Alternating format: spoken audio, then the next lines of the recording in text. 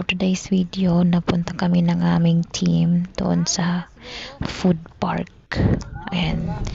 So at first, medyo di namin alam yung place. Ayan, at tingnan namin sa wakas. So ayan. So 5 pa lang kami dito at inaantay namin yung ibang kasama namin. Ayan, at pumasok na din at inantay sila. Siyempre, mga Pinoy, medyo matagal yung pag-aantay namin. At ayun, tumating na yung TL namin. At nagbayad na kami. Ay, hindi pala nagbayad. Nagpatatak pa lang muna. Tapos, after that,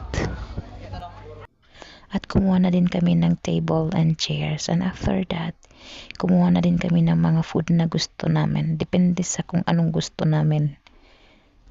Sa 199 pesos mo, sulit na sulit kasi pwede ka pang bumalik kahit anong gusto mo.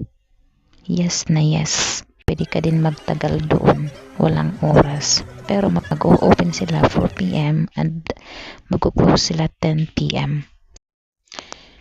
So, ayun na nga. In-enjoy na namin yung halagang 199 pesos.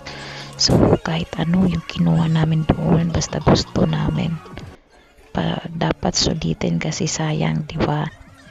Grabe sa part na ito actually. Busog na ako. At wala na ding mapaglagyan. Kaya sulit na sulit yung 199 pesos ko dito. At sa wakas, tumating na din yung inaantay namin. Pinakain muna namin siya. At pagkatapos noon, nagsimula na kami ng aming exchange gift. At ganito kami nag-exchange ng gifts namin. Uy, wala na lagi.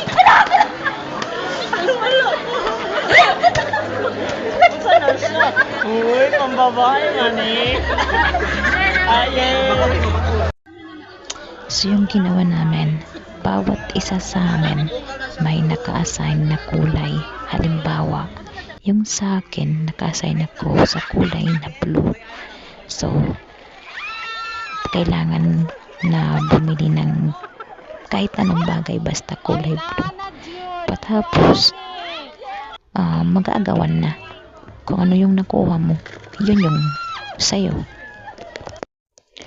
Yung mga nakuha ko, meron akong pouch, tapos canister, parang may lugod. Tapos may wallet, may parang butok, tapos may handkerchief, may hand cutter, may nail cutter, tapos may towel din, parang face towel. Okay na din. Meron din pala akong nakuha kutsara at saka tinidor. Ang saya-saya ko kasi yung ginagamit ko dito, disposable na kutsara at tinidor lang. So ngayon totoo na to. Pagkatapos ng katuwaan ay nagsiuwian na kami dahil sobrang busog at napagod na din kami. So hanggang sa muli, paalam. Uli namin.